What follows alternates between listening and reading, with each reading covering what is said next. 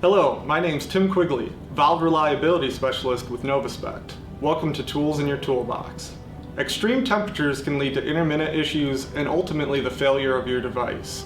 But did you know the DVC6200 records the highest and lowest temperatures it's ever experienced?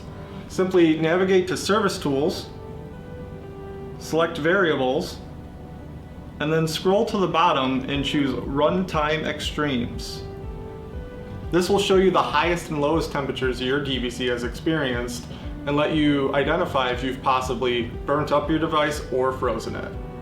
My name's Tim Quigley. Thank you for watching Tools in Your Toolbox.